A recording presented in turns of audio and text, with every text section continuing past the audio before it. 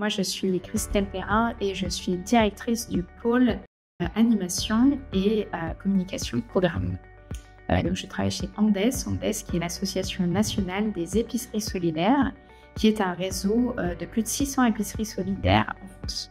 On est un réseau de lutte contre la précarité alimentaire et comme je vous le disais, on a notre première activité autour de ces 600 épiceries solidaires qui accompagnent plus de 230 000 personnes en situation de précarité chaque année. Et donc, ça équivaut à plus de 40 millions de repas distribués dans ces épiceries.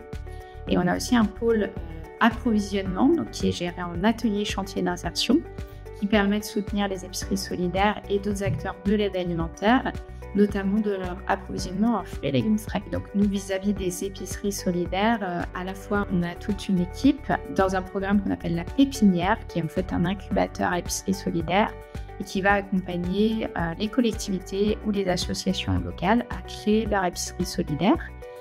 Et ensuite, quand elles sont créées, elles sont accompagnées par l'équipe animation qui va pouvoir les former, les accompagner dans toutes leurs problématiques quotidiennes.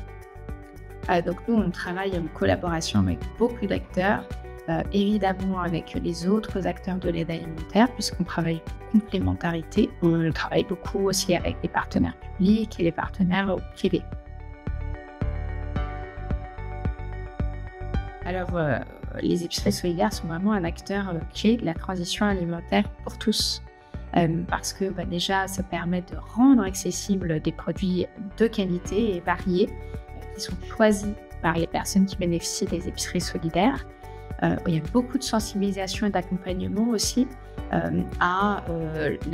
qu'est-ce qu'une alimentation équilibrée, variée, et ensuite plein de choses qui permettent de savoir aussi comment cuisiner des produits que peut-être on ne connaît pas, ou alors des actions de sensibilisation pour aller directement à la rencontre des producteurs, comprendre d'où viennent les produits qu'on consomme, comment ils sont transformés, par exemple pour du fromage, d'où vient le lait, etc.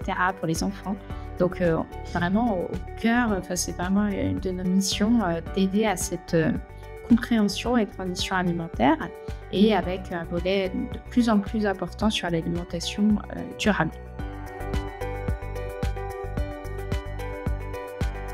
Donc déjà, ce qu'il faut, c'est bien connaître son territoire et donc quels sont les besoins particuliers, les envies des personnes aussi qui sont à accompagner. Et comme je l'ai mentionné un peu avant, travailler vraiment en partenariat et en complémentarité avec les différentes initiatives qui existent déjà pour que ce soit un succès.